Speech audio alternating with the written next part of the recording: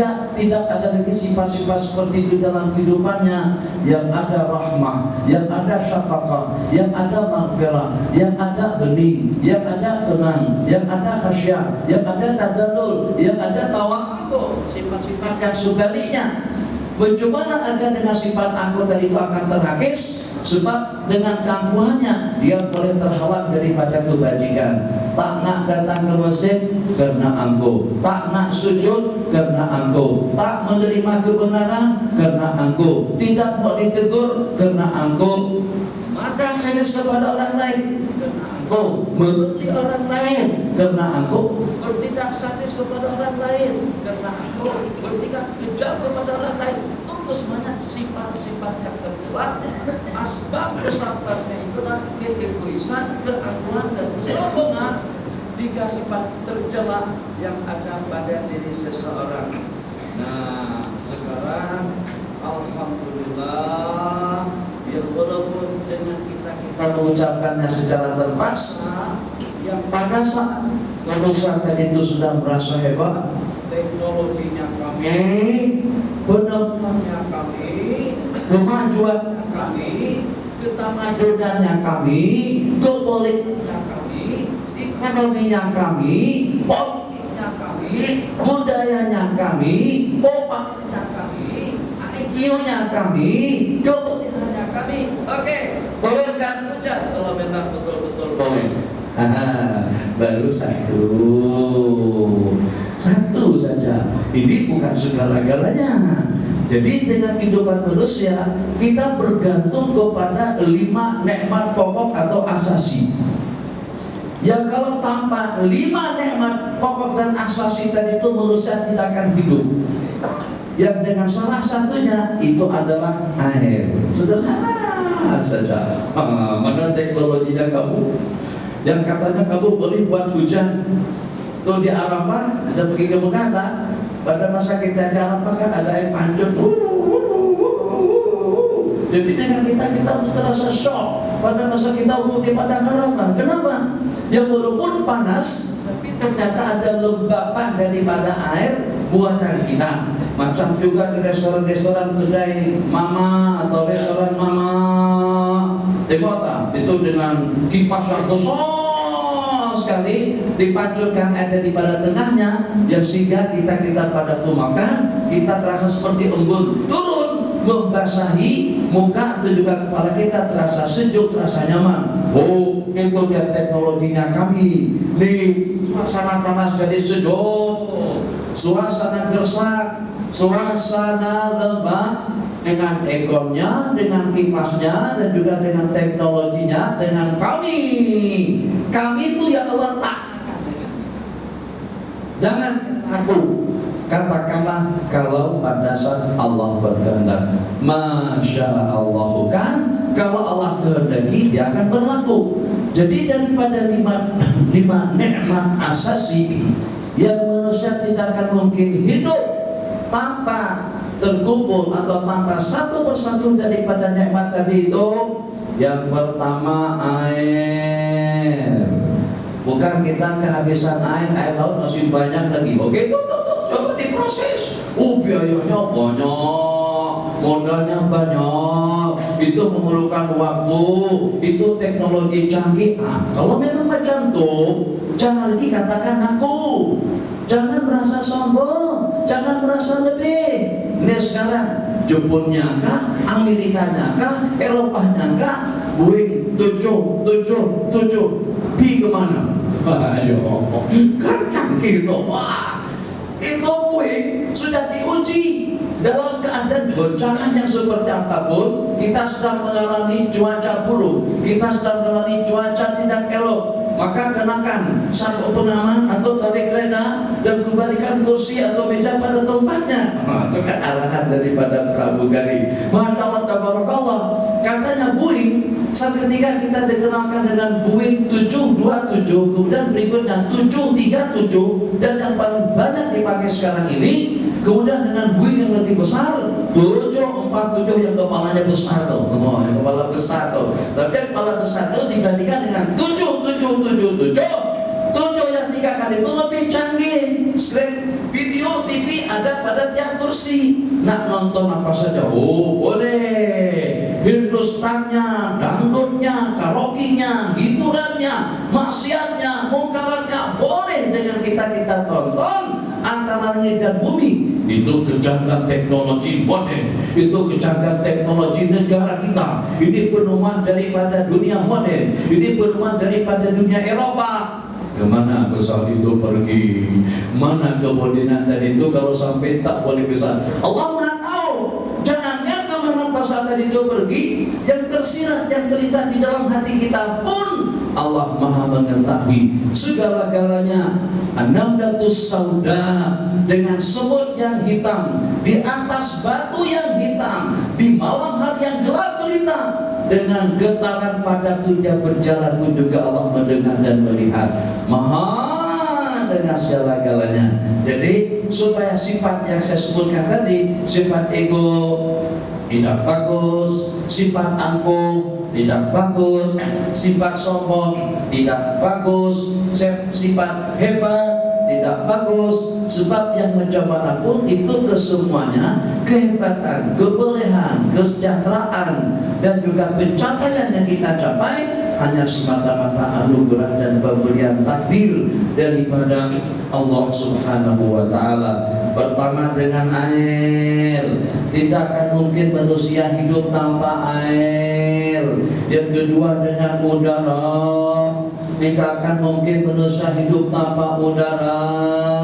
Yang ketiga dengan makanan, tidak akan mungkin manusia hidup tanpa makanan. Siapa yang menumbuhkannya? Siapa yang memaniskannya? Siapa yang memasakkannya? Siapa yang mematangkannya? Memang kita yang menanam, tapi berapa banyak tanaman yang ditanam tapi ternyata tidak tumbuh.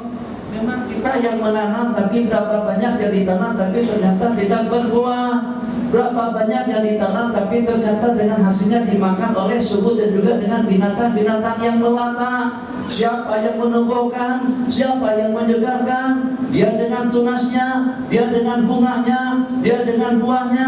Sukatan dan ukuran manis, sukatan dan ukuran nyaman. Beda antara durian dengan mangga, antara mangga dengan manggis, antara manggis dengan durian, antara durian dengan mentimun atau dengan tembikai, antara tembikai susu dengan tembikai kuning dengan tembikai merah, macam itu sebutannya. Dengan peti, beda juga rasanya dengan belimbing, beda juga rasanya dengan buah mengkudu. Semuanya ada rasa. Tuh yang meletakkan rasa daripada asal muasal yang sama. Semuanya ditanam di atas tanah tapi dengan hasil yang berbeda-beda. Masya Allah, tabarakallahu ahsanul khaliqin. Jawabannya Allah. Mungkinkah kalian hidup tanpa makanan? Tidak mungkin ya Allah. Jangan aku hidupmu masih bergantung kepada air. Air itu adalah daripadaku. Hidupmu bergantung kepada udara. Udara itu daripadaku. Hidupmu bergantung kepada makanan. Makanan itu daripadaku. Hidupmu bergantung kepada kesehatan. Banyak belambak makanan. Airnya dari air putus. Kita jualan ini nih tentang air lah. Panjang salah kali air lah kesimpulannya.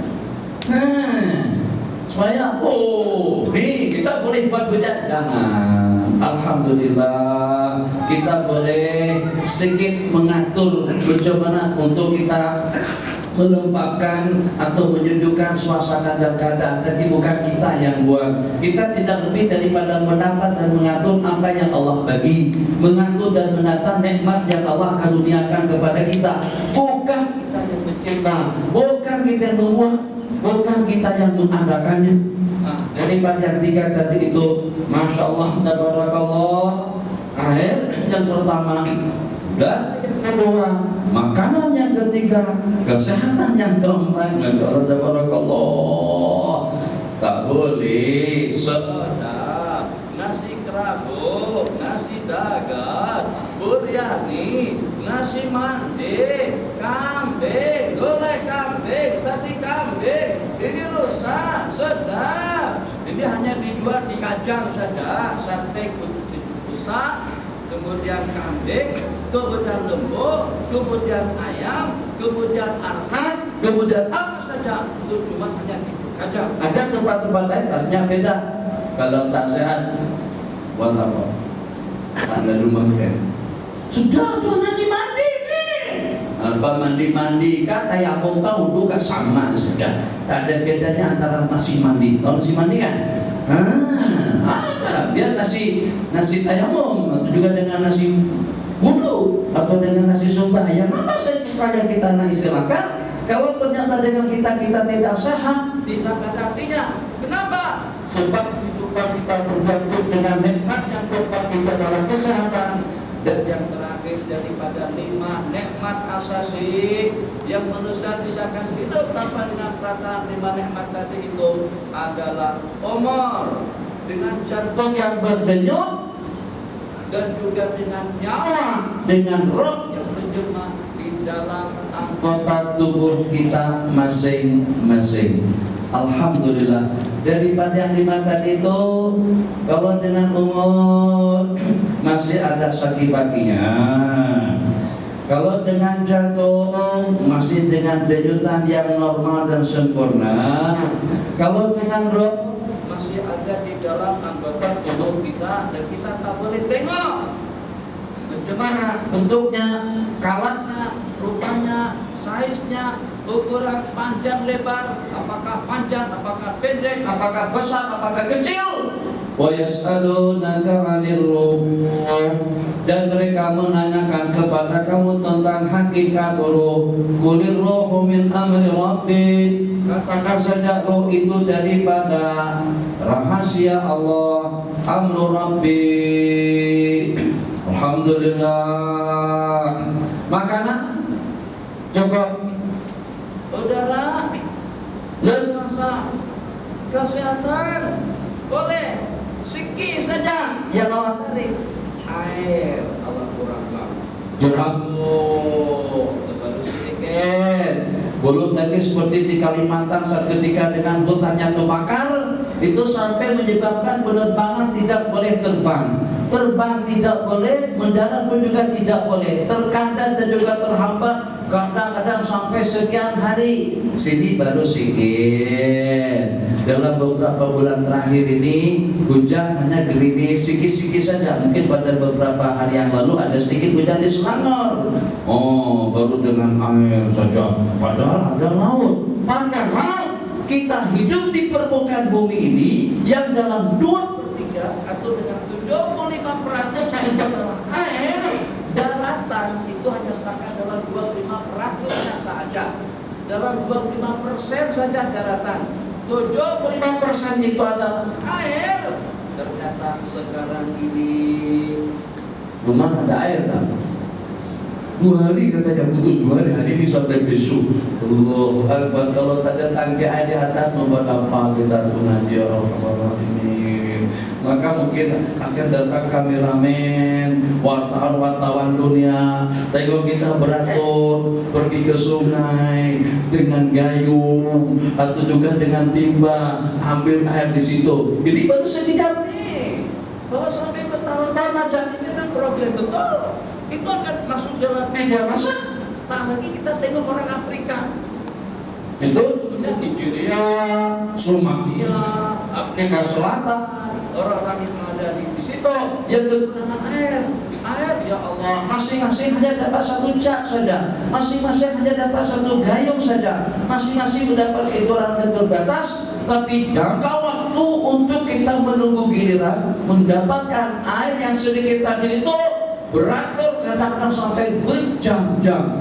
Jalan, tua, muda, besar, kecil, laki, perempuan, tidak ada bedanya. Pergi kemana? Ke sebuah sumber air. Pergi kemana? Ke sebuah telaga, juga sumur. Pergi kemana? Untuk mendapatkan secopak, untuk mendapatkan sedikit daripada air untuk keperluannya. Kenapa? Sebab manusia tidak akan mungkin hidup tanpa air. Apa kesimpulannya? Kesimpulannya, mudah-mudahan dengan takbir yang membina, yang mendidik, yang memberikan panduan dan bimbingan kepada kita daripada berbagai ibadah yang kita laksanakan. Allahu Akbar, Allahu Akbar, Bismillahirrahmanirrahim, Allahu Akbar. Allahu Akbar dengan azannya, agar terdidik hati kita menjadi insan yang tawadhu, mau sujud, mau tunduk patuh kepada Allah Jalla wa'ala, sujud anggotanya dan sebelumnya sujud hatinya, patuh dan setia kepada perintah-perintah Allah Jalla wa'ala. Kenapa? Sebab dalam keadaan yang seperti apapun, duitnya banyak, hartanya banyak, kekayaannya banyak, kalau daripada yang 5 tadi itu satu saja yang Allah tarik, semuanya tidak ada manfaat. Allah tarik air saja, jebol. Yang walaupun maju, mana boleh minum petrol, mati. Kelapa sawit, minyak sawit, mati. Ya dia tak akan nanti langsung ke masjid, ceret-ceret dulu lah. Ceret-ceret dulu.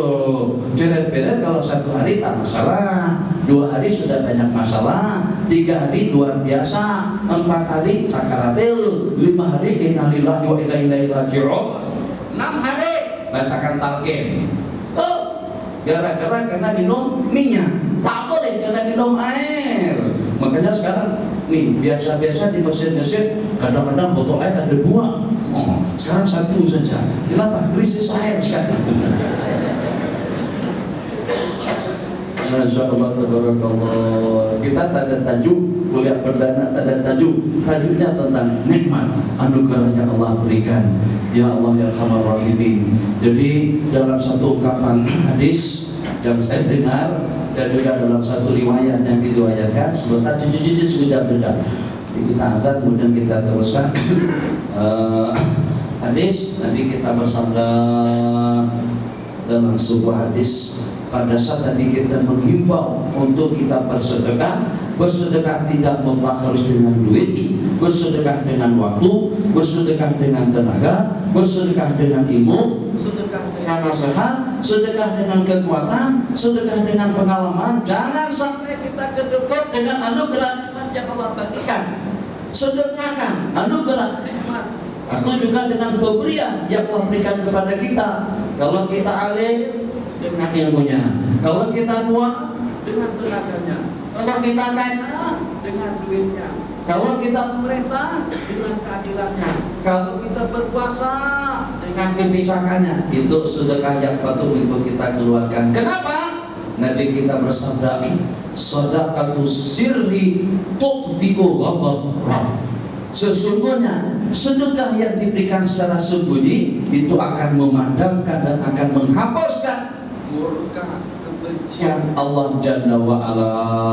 Ini sedikit hanya coba kita bicara dengan bahasa rasional, dengan bahasa akal, dengan bahasa logik. Nanti selepas azan isya dikumandangkan, kita sedikit menghubungkan bahasa rasional dengan anugerah nikmat yang Allah bagikan kepada kita. Ada wabillahi taufiq. Azan terlebih dahulu.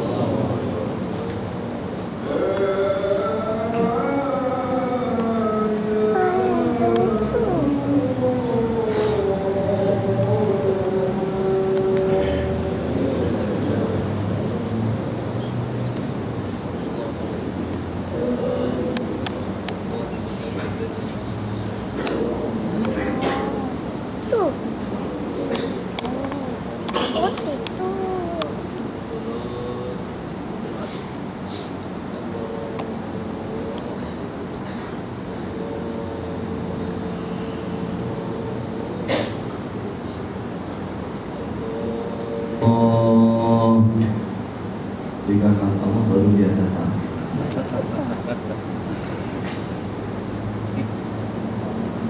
Mujahadah kita malam hari ini, mujahadah suluk.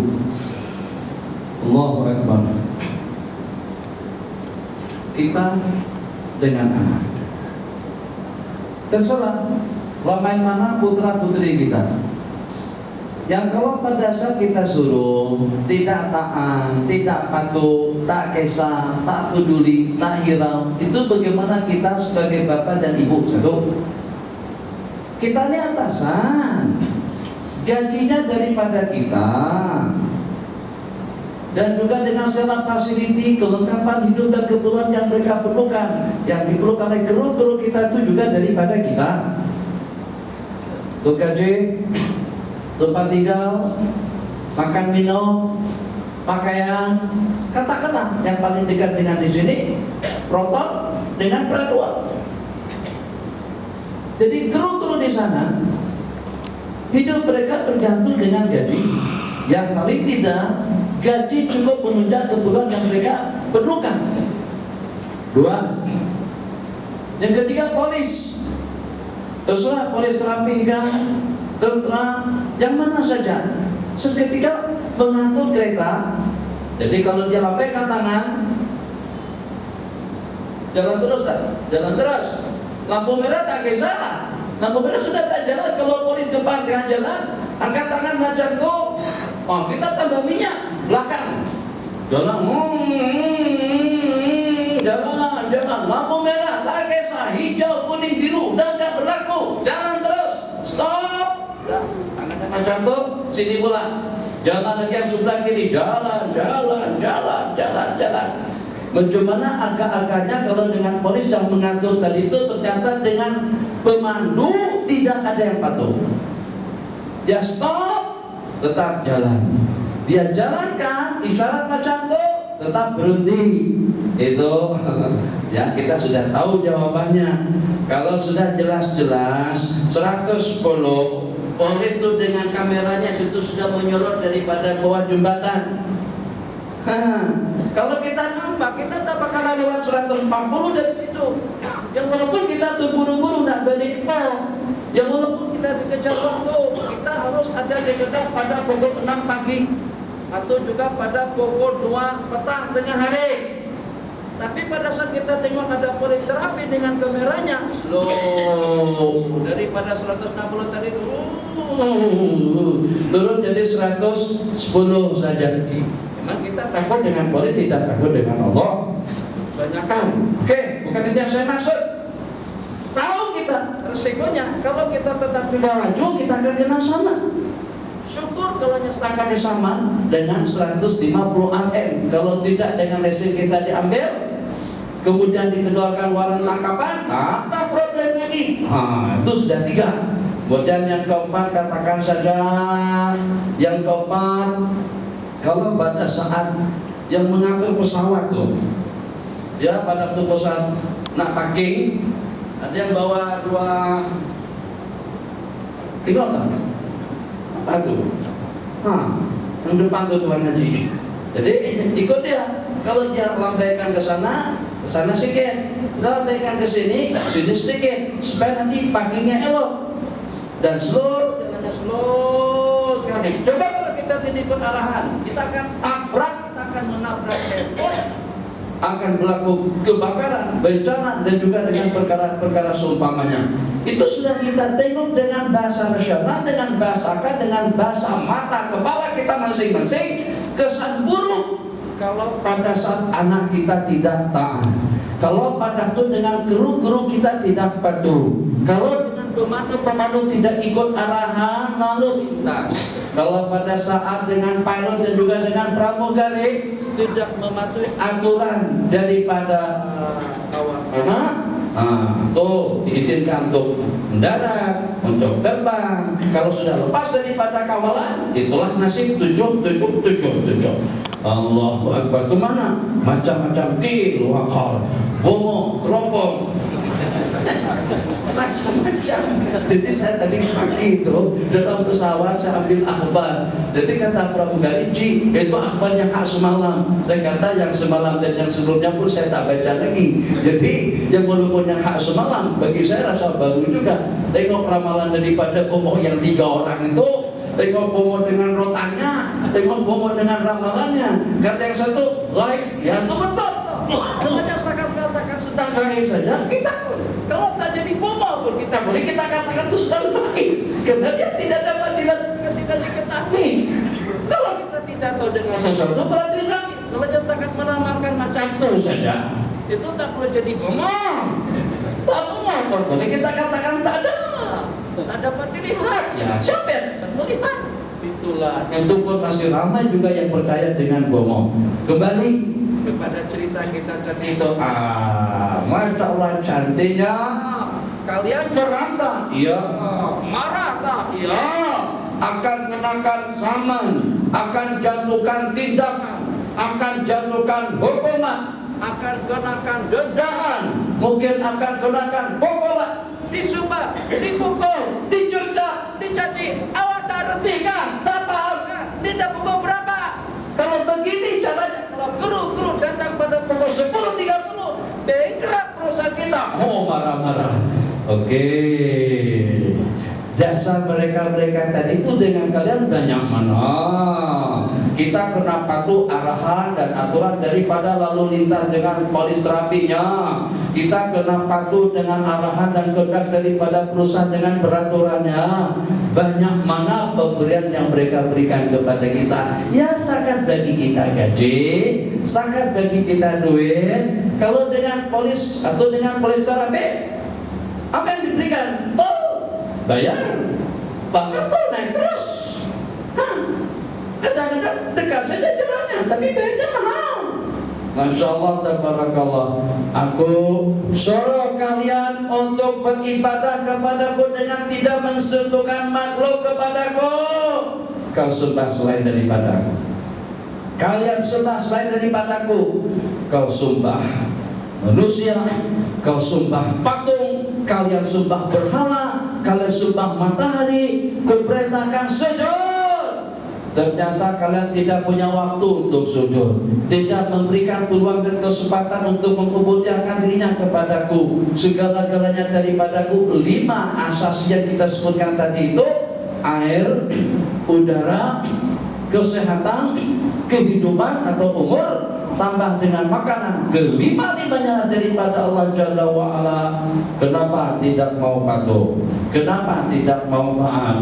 Kenapa tidak setia? Kenapa tidak mendambakan diri kepada Sang Pencipta? Kenapa? Jadi karena Allah mempunyai sifat Maha Pengasih dan Maha Penyayang, maka Allah tak tarik langsung 5 nikmat dan juga dengan nikmat-nikmat tanya secara serta-merta daripada manusia. Hanya setakat sedikit bagi warning saja, sedikit bagi peringatan saja. Allah kurangkan hujannya, Allah keringkan tuh dengan hutannya. Masya Allah, coba kita bayangkan kalau 10 hutan itu semuanya terbakar, kita mendapat lagu mana? Jangankan untuk memadam kebakaran, tak boleh dengan petrol, tak boleh minyak dia. Dengan minyak tak boleh. Memadam kebakaran itu dengan air. Jadi dalam hati kita jangankan untuk memadamkan hutan yang terbakar, air untuk diminum saja tidak cukup untuk 2 hari ini. Kalau kita ada simpanan air, legoh tuh nanti nak mandi macam mana, nak masak macam mana, nak wudu macam mana. Ya Allah, takkan dengan kita tayamum sekali-sekala tak apa.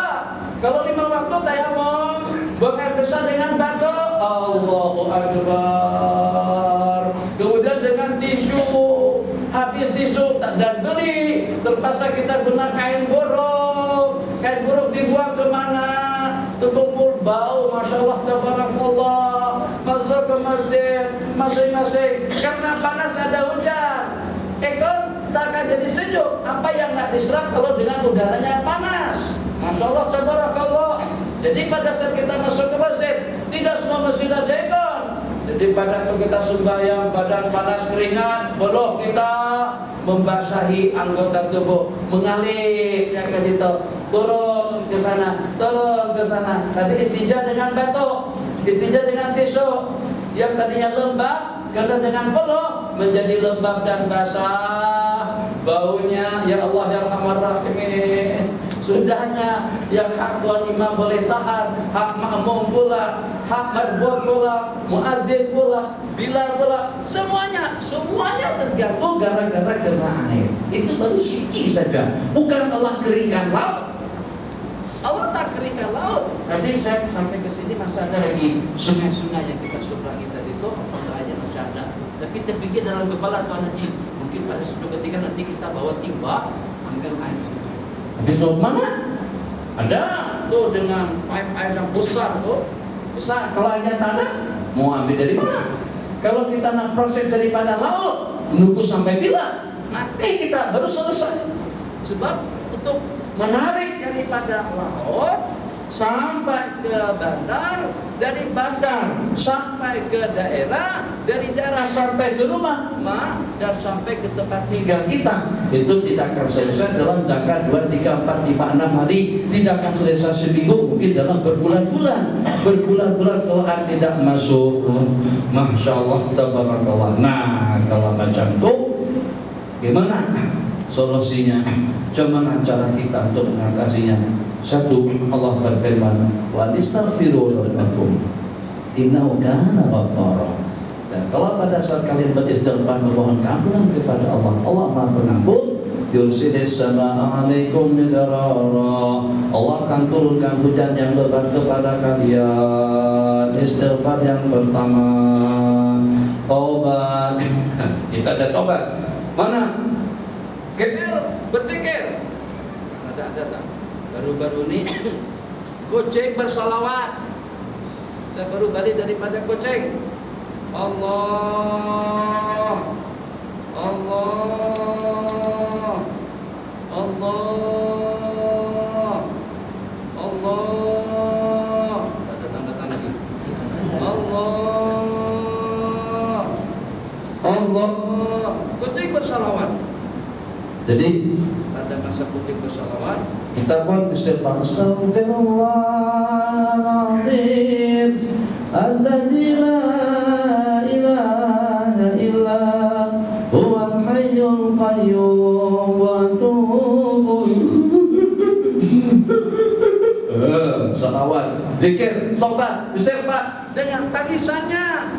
Judinya masih, minumannya masih, kelap-kelap malamnya masih, kemaksiatan. Nah, itu bukan tobat.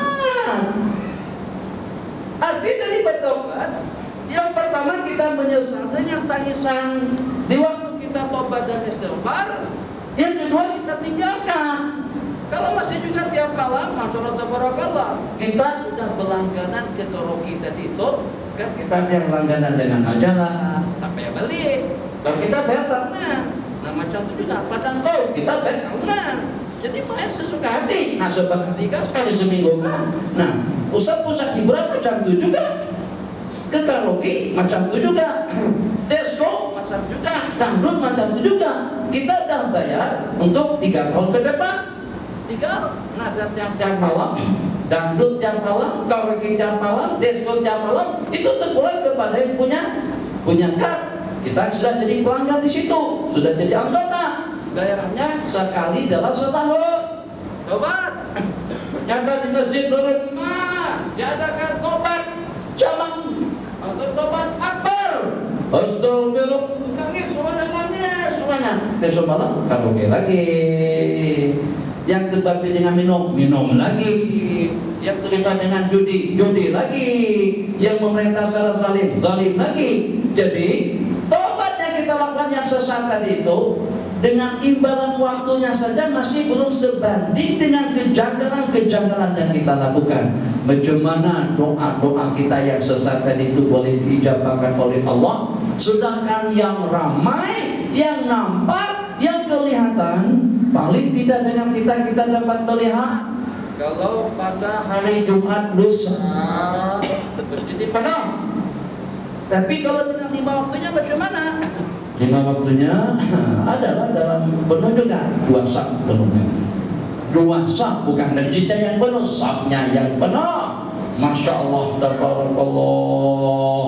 Seandainya dilaksanakan pembakaran rumah terhadap orang-orang yang tidak melaksanakan sembahyang berjamaah, ya Allah, habis. Bukan setakat dengan petugas bomba saja, kampung semuanya jadi petugas bomba untuk membakar, untuk memadamkan kebakaran. Kenapa? Supaya ramai rumah-rumah di daerah, di kampung-kampung, di bandar-bandar, di kota besar, ibu negeri, ibu kota yang kebakar atau yang dibakar. Kenapa? Karena satu saja daripada perintah Allah yang kita laksanakan, melaksanakan sembahyang berjamaah.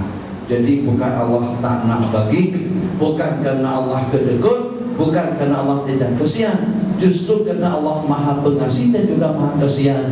Allah tidak tarik langsung nikmat daripada kita, cuma hanya setakat Allah kurangkan saja. Kalau tadinya kita dapat 3 kali sehari, 3 hari sekali, seminggu sekali, sekarang sekali dalam 3 bulan, itu pun tak memadai. Yang paling pelik, pesawat berangkat daripada Jakarta, hujan lebat Tuan Haji. Subuh tadi itu hujan, Jakarta banjir, Bogor banjir. Di Indonesia, akhbar, majalah, berita, radio, FM dan yang seumpamanya tentang banjir, tentang tenggelam, tentang hancur, tentang runtuh. Itu berita-berita tanah longsor disebabkan karena hujan. Kita di sini lain pula isi ceramahnya. Di sini tentang gejrabuk, kebakaran, lahan terbakar, hujan sudah sekian hari, sudah sekian bulan tidak turun.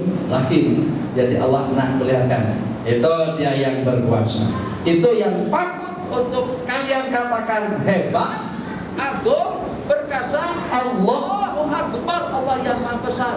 Tuh dengan Indonesia aku tenggelamkan, tuh dengan Malaysia aku gersakkan dan aku keringkan. Itu baru sikit saja peringatan daripada Allah Jalla wa'ala. Kembali kita kepada 3 yang kita sebutkan tadi. 1 dengan istighfar, 2 dengan sedekah, yang ketiga bukan setakat dengan istighfar saja, tapi kita berjanji di hadapan Allah Jalla wa'ala untuk tidak mengulang kembali kejanggalan-kejanggalan yang pernah kita lakukan. Hadza wa billahi taufiq. Ada sebarang soalan, dipersilakan. Dalam setengah jam. Jatuh nanti. Ya. Pertama, kita kalau lihat sejarah Siti Hajar, Ya. lari-lari anak daripada bukit sampah, Betul. cari air, Oh, anak kawasan anak dia. Jadi anak dia injak kaki itu kepala yang ada sehari telah tanda. Betul. Pokoknya bila kita pergi kepada rukun haji, sa'i antara Safa dan Marwah. Ya. Syariat Nabi suruhkan lelaki yang melari-lari anak. Jadi soalan saya, pasal bagaimana pada sejarah perempuan sekarang lelaki juga anak. Ya, kenapa terbalik? Ya, soalan yang kedua. Tunggu dulu. Takut kalau lupa yang pertama. Jadi setelah Nabiullah Ibrahim letakkan istri beliau, tinggalkan istri beliau Sayyidatuna Hajar dengan putra beliau Ismail. Maka pada itu begitu diletakkan di sana, maka dengan Nabi Ibrahim terus meneruskan perjalanan beliau tanpa menoleh ke kanan dan ke kiri, apalagi ke belakang, jolot saja. Jadi kalau dengan bahasa kita Tuhan Haji itu tak tahu langsung, tak kira langsung. Jadi kata Siti Hajar, ya Ibrahim, wahai Ibrahim, kepada siapa kami ditinggalkan? Inni askantu min dzurriyyati biwadin ghairi dzi zar'in 'inda baitikal muharram. Aku telah menempatkan keluargaku di sebuah lembah yang gersang, yang tidak ada tanaman dan tumbuh-tumbuhan, 'inda baitikal muharram, berdekatan dengan rumah atau dengan Al-Ka'batul Musyarrafah. Rabbana liyuqimus shalah.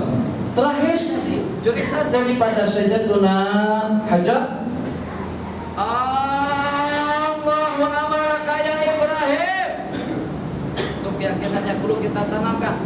Allah kah yang memerintahkan awak untuk tinggalkan kami di sini? Baru menoleh ke belakang. Iya, Allah yang perintahkan aku untuk meninggalkan kalian di situ dan memerintahkan aku untuk meneruskan perjalanan ke Baitul Maqdis. Jadi kata Sayyidatuna Hawa, "Idza la yudhayyibuna." Kalau macam itu Allah tidak akan menyia-nyiakan dan tidak akan menyengsarakan kita.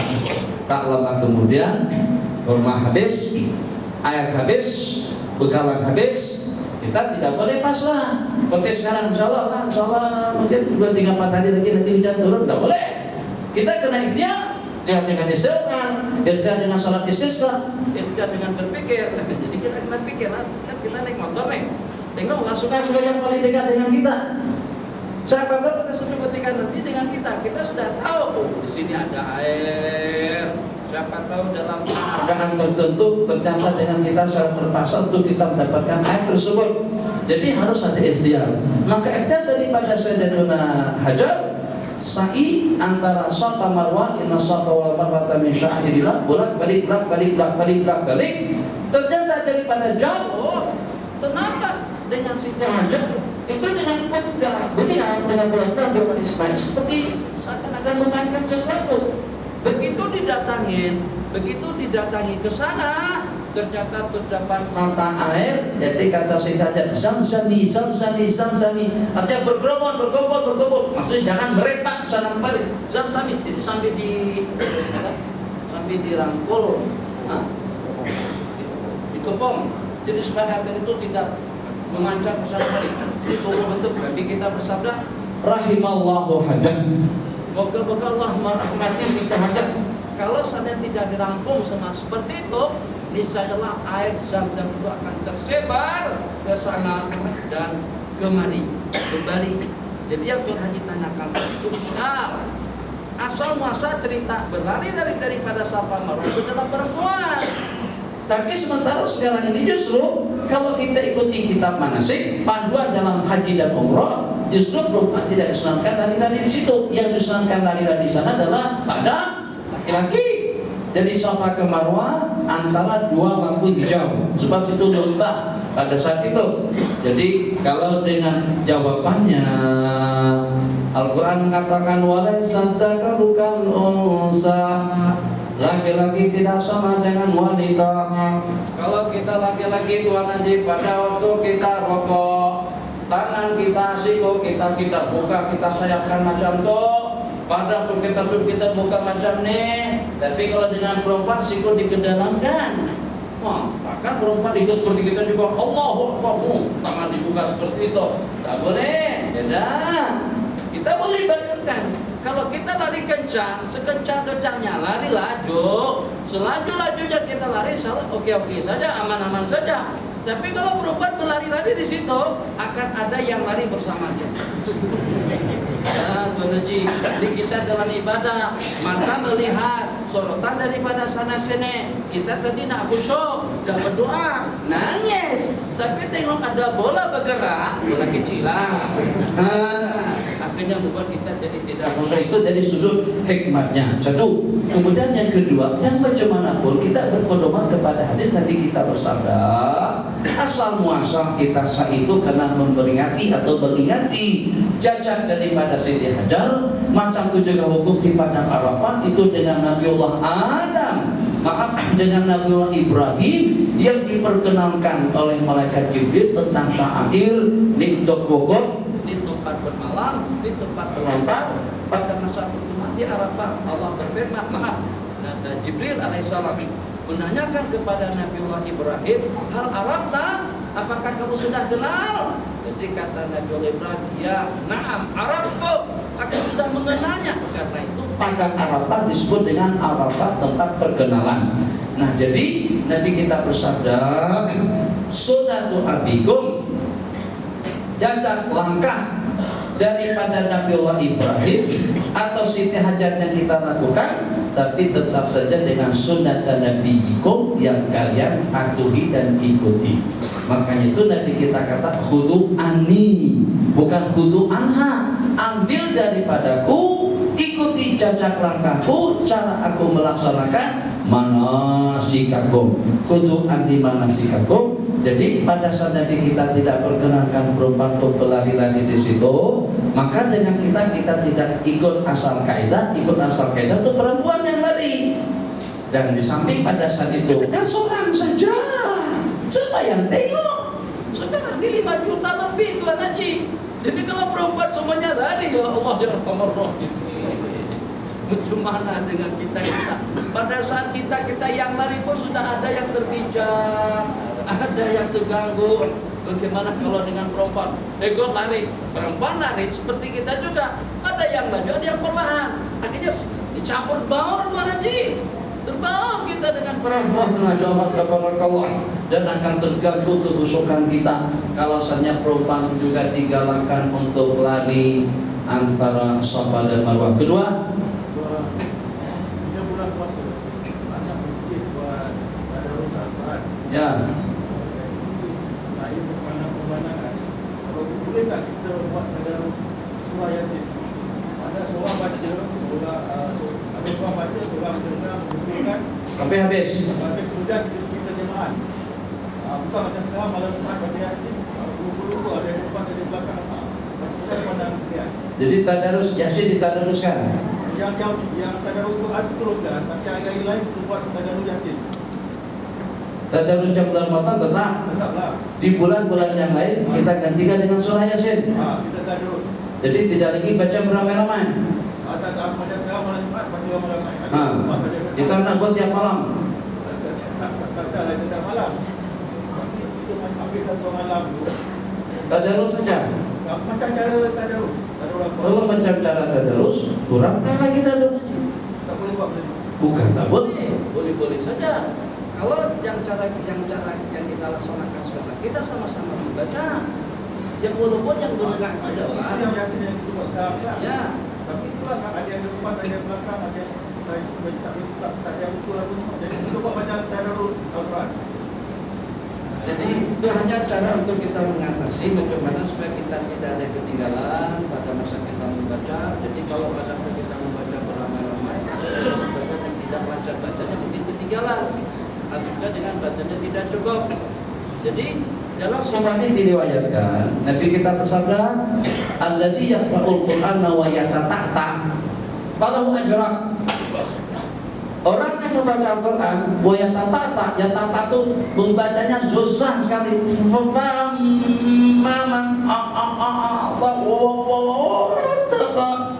Untuk yatata, tak boleh sebut sekali. Itu sudah dapat kejaran pahala.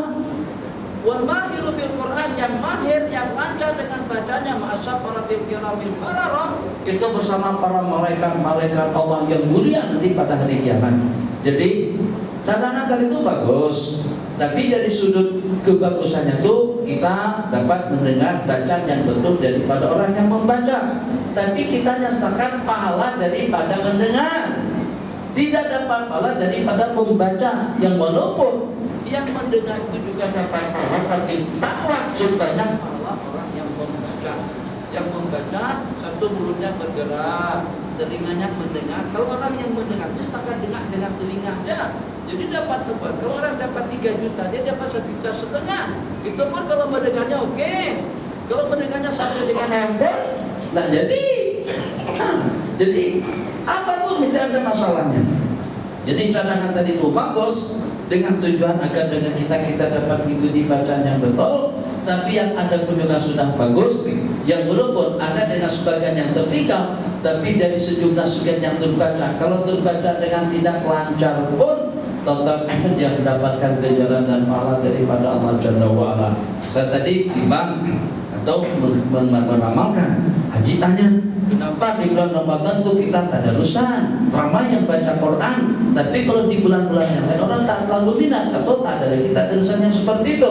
Jawabannya senang. Sebab kalau di bulan Ramadan kita di bulan Ramadan Haji.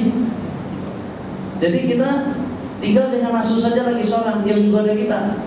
Kalau pada waktu kita di bulan-bulan yang lain, ada setan, ada nafsu, ada lingkungan, ada masyarakat, ada politik. Tapi kalau pada waktu di bulan Ramadan, surga pintunya dibuka selebar-lebarnya, maka dengan imbasan bau-bauan daripada surga tentu menarik keinginan kita, kemauan kita, sehingga kita boleh sembahyang tarawih tiap malam, sehingga kita boleh tahajud tiap malam, sehingga kita boleh tadarusan tiap malam. Padahal siang hari lapar. Coba kalau sekarang siang lapar, malam nak berehat. Jadi bangun, udah cukup lah puasa siang tadi tuh, Senin Kamis. Kalau siang hari kita ada keletihan dengan puasa, malam hari kita nak berehat. Ramadan tidak macam itu. Siang hari kita haus dan lapar, dahaga dan lapar, malam harinya kita masih mampu lagi untuk melaksanakan salat tahajud, tarawih, dan juga dengan witir dan ibadah-ibadah lainnya. Satu, daya tarikan daripada neraka semuanya Allah tutup. Sementara dengan daya tarikan daripada surga, Allah bukakan selebar-lebarnya. Selain daripada itu, karena dengan setan-setan yang terpelangkut, maka godaan daripada setan itu sudah terelak. Tinggal tuntutan daripada nafsu, hawa nafsu pribadi kita masing-masing yang lain. Jadi Allah berfirman, "Auzubillahi minasyaitonir rajim. Alladzina idza asabahum musibah qalu inna lillahi wa inna ilaihi raji'un." ulaika alaihim shalawatu min rabbihim wa rahmah. Ya. Bimbingan pandangan. Apabila berlaku musibah mereka tidak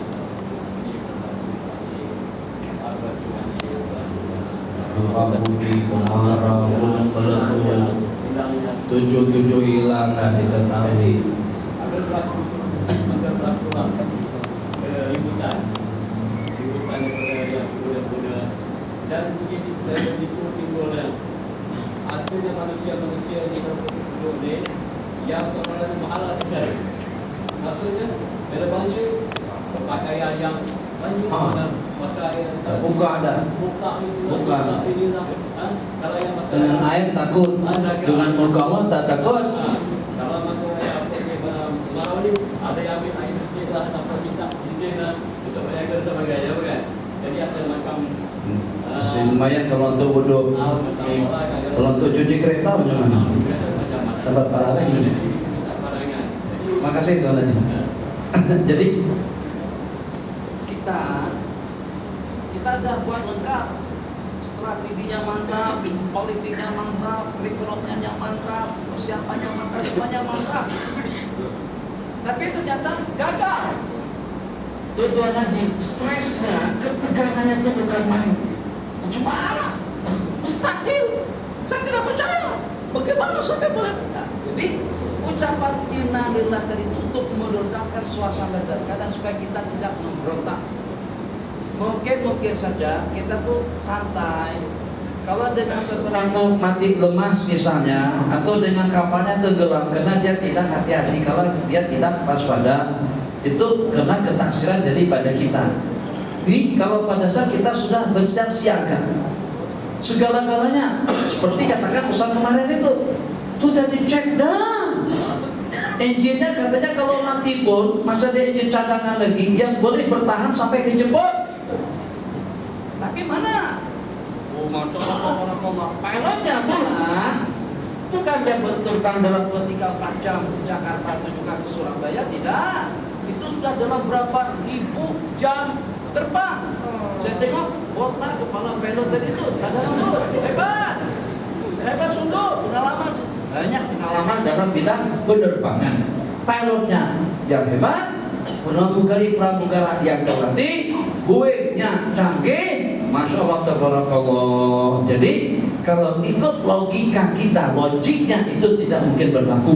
Kalau dikatakan termasuk ke dalam ARK, lepas kawalan dan lain sebagainya, tapi pada saat Allah berkehendak menghendaki sesuatu yang di luar ramalan, meletup, yang di luar ramalan, banjir, yang di luar ramalan, longsor, yang di luar ramalan, gempa, yang di luar ramalan, tsunami.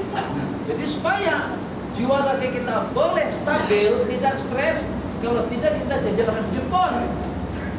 Jadi negara maju dengan statistiknya ternyata jumlah bilangan yang bunuh diri di Jepang dan di negara-negara maju sekian kali ganda jauh lebih banyak daripada negara-negara Islam. Yang walaupun sakit, kemarau, kita masih boleh tidur gitu aja. Santai, ya Allah, tabarakallah, ya Allah, ya Khabar Rahimin. Air tak ada, makanan tak ada, kalah dalam pilihan raya. Masya Allah, tabarakallah. Tapi ternyata masuk ke masjid masih boleh ngantuk lagi kita. Kenapa? Karena kita beriman dengan qadar dan qadar. Beriman dengan qadar dan qadar itu tidak berarti menghambat leluasa kita, aspirasi dan keinginan kita untuk maju dan juga untuk mencapai sesuatu, tidak. Akan tapi beriman dengan qadar dan qadar itu mengendalikan diri yang kalau pada saat jiwa raga kita memberontak, kenapa sampai berlaku seperti ini? Ini mustahil kalau sampai berlaku. Nah, tidak ada yang mustahil. Jadi agar terkendalikan jiwa raga kita, yang pertama kita ucapkan inna lillah, kita ini miliknya Allah dan kepada Allah akan kembali. Nikmat daripada Allah, makanan daripada Allah, hujan daripada Allah, keluarga daripada Allah. Jadi peluang tarik anugerah pemberian yang Allah bagikan kepada kita tadi itu, kita harus pasrah kembali dengan ucapan inna lillahi wa inna ilaihi raji'un. Itu diantara daripada hikmah kenapa dengan kita dituntut untuk mengucapkan inna lillahi wa inna ilaihi raji'un. Satu, untuk meledakkan hati, menenangkan jiwa, menenteramkan suasana dan keadaan. Kemudian yang kedua, untuk kita mendapatkan ganjaran dan pahala yang berlipat ganda daripada Allah. Jawaban daripada ayat tadi itu, ulaika alaihim shalawatun min rabbihim wa rahmah, dan mereka itu akan mendapatkan anugerah rahmat dan maghfirah. Salawat, salat daripada Allah itu artinya rahmat yang disertakan dengan takdir yang Allah limpahkan kepada orang-orang yang tabah dan sabar. Makanya itu nanti kita sertakan dan juga disebutkan di dalam ayat, orang-orang sabar itu akan mendapatkan ganjaran Allah bighairi hisab. Kalau tidak takdir ngamuk kita teman. Ngamuk, ini anak ya Allah ya Khabar Rahimin. Curang betul. Kan kita berasa dia. Aku didik, duit, waktu, tenaga. Ya Allah Khabar Rahimin. Istri pada haji ada pernah kematian anak ada? Anak akan cucu kan berapa orang yang mati? Satu. Saya satu, keguguran banyak. Bukan saya, istri lah yang keguguran, bukan saya. Bang pernah kematian anak Bang? Masa hamil, istri tak kuat kerja langsung, duduk atas ranjang saja, ranjang atau katil, atas katil saja. Kita tak bagi dia kerja itu ini. Jangankan untuk menolak peti es, angkat almari sendirian, angkat kain saja kita tak bagi. Makan, minum, semuanya kita sajikan. Istri kita tuh bareng saja 4 bulan pertama. Kita jaga betul, kita bela betul sampai melahirkan. Masya Allah, tabarakallah. Tak nak yang minggu check up, yang minggu cek dulu, scan lagi, operasi lagi, tengok lagi, ikut perkembangan janin di dalam rahim sampai pada hari lahir. Alhamdulillah lahir dengan selamat. 3 hari kemudian mati. Coba kalau tidak percaya dengan kadang-kadang ngamuk. Ya Allah, ini anak yang pertama. Kita selepas 20 tahun tidak dapat anak pertama kita jaga hanya berusia 3 hari. Ya Allah, Haji Mastur, Haji Mansur, Haji Ja'far, Haji Mahmud, itu anaknya ramai, tak ada satu pun yang mati. Ya Allah, kenapa tidak anak-anak mereka saja yang engkau ambil? Kenapa anak yang sulung yang satu tadi itu? Kalau tidak percaya dengan ketentuan takdir, memberontak kita merasa itu komplain. Ya Allah. Jadi pernah diceritakan seseorang tadi itu bertanya, mana letaknya keadilan Allah Jalla wa'ala? Yang punya anak ramai tak ada yang mati, yang punya duit banyak tak pernah bankrupt. Kita yang duit apa adanya habis, itu kan? Bukan berarti takdir pasrah, kita ikhtiar dulu. Jadi cerita ini cerita lama. Satu pohon namanya pohon beringin. Pohon beringin itu pokoknya besar, tapi buahnya kecil. Buahnya kecil-kecil saja. Sementara labo, tembikai, pohonnya kecil, buahnya besar, Tuan Haji. Pada masa dia berjalan di bawah pohon beringin, rindang, sepohon kayu, daunnya rimbun atau rindang, lebat bunganya serta bunganya, atau terbalik, lebat bunganya baru buahnya dulu. Jadi rindangnya pohon tadi itu besar, kali buahnya kecil. Dia tenambah di atas sampai terucapkan dalam hati, mana letaknya keadilanmu ya Allah, yang hak pokoknya besar, buahnya kecil. Sedangkan labu dengan tembikai pohonnya, ya Allah, bukan setakat kecil saja, lembut lagi. Dengan sebelah tangan itu sudah boleh kita katakan, tarik dan putus satu juga dah patah. Dalam gejolak pikiran semacam itu, langsung jatuh buah pohon beringin tadi itu ke kepalanya, sebiji kecilnya kena hidung. Seketika itu dia paham, dia mengucapkan Alhamdulillah, seandainya pohon beringin itu buahnya sebesar buahnya demikian atau seperti buah labu kena hidung kok, Allah mampus seketika itu juga. Baru dia ucapkan Masya Allah, tabarakallah, adil dan bijaksananya Allah yang hak besar buahnya itu tak ada pohon, tapi yang kecil buahnya pohonnya besar sekali. Kita boleh bayangkan kalau saja durian itu ada ditanam di sana sini, bukan di dusun durian. Kita pergi ke masjid, kena hidung. Masya Allah, tabarakallah, boleh tahan. Terakhir, ada pertanyaan? Ada. Sudah, saya nak cerita durian dulu. Saya lihat di Sandi cerita tuh. Jadi katanya ada dua orang, kan dulu transportasi, orang tak guna kereta tak ada. Kita guna sungai. Pada masa itu kereta api tak ada, motor tak ada, paling mewah pun bisikal. Pada masa itu, ini kira-kira tahun 14 sebelum kemerdekaan. Kalau udah naik pesawat, tuh menteri-menteri kita ini naik perahu. Jadi pada masa dua perahu paham? Cukup? Tak, perahu saja. Pada masa dua perahu tadi itu belaga, bahasa sana tabrak antara dua perahu, ya jelas perahu yang tebal kayunya, yang besar perahunya lebih kuat. Tabrakan pecah yang kecil tadi itu, tenggelam. Jadi si yang punya perahu kecil tadi itu ya hampir ngamuk-ngamuk juga karena perahunya tenggelam. Jadi kata yang punya perahu besar, sabar bang, sabar, inna lillahi wa inna ilaihi raji'un. Setakat perahunya saja yang tenggelam, tapi kitanya masih selamat lagi. Alhamdulillah, yang penting kitanya selamat. Itu hanya setakat kayu dengan kayu aja. Kata yang punya perahu besar tadi, setakat kayu dengan kayu aja. Tepat pada musim durian, dia jemput yang punya perahu besar tadi itu makan buah durian di dusunnya. Selepas durian dimakan, dia ambilkan kulit durian, dia pukulkan ke kepala yang punya perahu besar tadi itu. Sabar Kang ya, sabar, setakat kulit dengan kulitnya.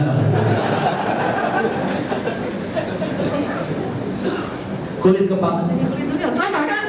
Tadi kayu dengan kayu, setakat kayu dengan kayu aja. Sekarang setakat kulit dengan kulitnya. Kulit kepala dengan kulit durian, bukan kulit durian yang terkoyak. Yang total kulit kepala. Terakhir bang, terakhir. Bagaimana anak mengatasi waswas? Cara mengatasi waswas jangan sampai kita turunkan. Kata waswas, kata hati belum cukup, kita kata dah cukup. Kalau kita dah baca, kalau kita dah wudu, kalau kita dah niat, kalau kita dah buat, sudah buat, yakini. Was-was dia membuat kita jadi bimbang dan ragu, sehingga membuat kita jadi teragak-agak. Buat atau tidak, itu was-was. Wudu, basuh muka kali-kali, nawaitu, basuh lagi, sampai basah batang tubuh. Ini bukan wudu, mandi. Itu pun rasa-rasa belum sah. Jangan kita turunkan. Jadi kalau kita ikut praktik hukum, muka sudah kita basuh, tangan sudah kita basuh, kepala sudah kita sapu, was-was. Katanya jangan-jangan ada najis di belakang.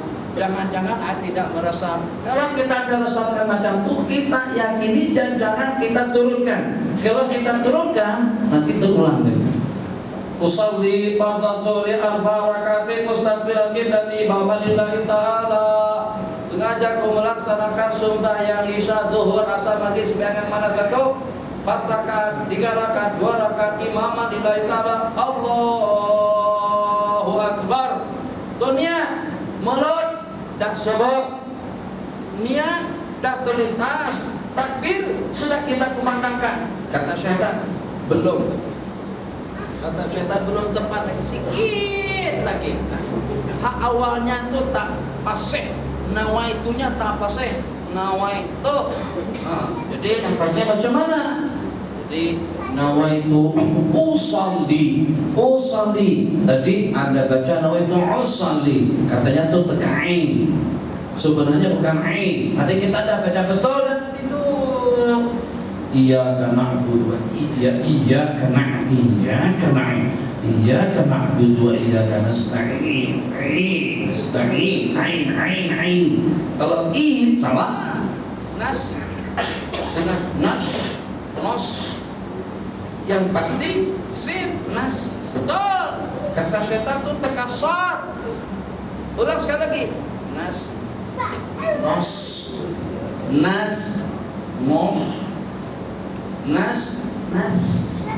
Kesak pula. Kalau memang kita sudah tidak boleh diatur macam itu, kita baca apa adanya. Tidak mesti kita harus memaksa-maksakan sampai kita jadi was-was. Jadi kalau kita sudah yakin, kita sudah niat dalam hati, dan dalam takbir kita sudah ada rangkaian niat, bisa jadi sekali cukup. Allahu Akbar, selesai. Kata syaitan belum lagi, sudah. Rasa yang menentukan satu bukan kamu syaitan. Tapi nanti sudah kamu, jadi tidak diterima Allah. Yang menerima Allah bukan kamu. Tapi kalau kita ajak simbang macam itu pun tegak. Jadi janganlah. Kata dia tak fasih, tak tepat. Sekali lagi jangan dilain langsung baca. A'udzubillahi minasyaitonirrajim. Bismillahirrahmanirrahim. Baca Fatihah, baca surah, rukuk sujud paling wasatu sekali. Coba itu mesti ada. Coba malam ini yang tak pernah tidur dalam keadaan suci dan bersih, berudus rutin tidur, yang kacau kita. Baru saja balik sudah nak kentut. Baru saja balik gatal di situ, gatal sekali. Gatal daripada luar tak puas. Puasnya bagaimana? Tangan masukkan ke dalam situ kita gatal daripada dalam. Maksudnya supaya batal wudu kita. Semalam kita tanah kentut, tanah bang air. Tapi kenapa selepas kita berwudu kita jadi macam itu? Setan tak restu dan tak nak biarkan kita, tidak mau membiarkan kita tidur dalam keadaan suci. Makanya cerita Yasin tadi itu Tuhan Haji, kalau kita menyanyi salah tidak lepas, menyanyikan lagu kebangsaan atau juga lagu-lagu yang seumpamanya. Tapi kalau pada waktu kita baca Yasin, dia tak harus turun, dia komplit sungguh. Jadi bagaimana dia akan kacau kita. Jadi kadang-kadang dikacaunya dengan mengantuk, dikacaunya dengan ketinggalan, dikacau dengan bacaan yang tidak fasih, atau dengan kita menghayal kesana dan kemari, atau dia kacau kita dengan SMS dan juga dengan Facebook pada waktu kita sembahyang. Udah khusyuk. Ar-Rahmanir-Rahim, Maliki Yaumiddin, Iyyaka na'budu wa kan ada panggilan yang semakin ke belakang semakin keras tuh.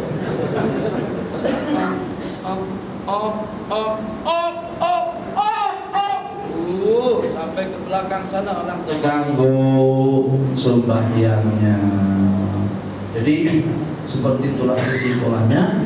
Kalau kita berbuat kebajikan, cabaran tantangannya cukup hebat. Tapi kalau pada itu dengan sesama berbagi dengan yang negatif, itu adalah kesukaan daripada syaitan dan dia sangat menyukainya. Hadza wabillahi taufik. Wassallallahu ala sayyidina Muhammad. Rabbana atina fid dunya hasanah wa fil akhirati hasanah wa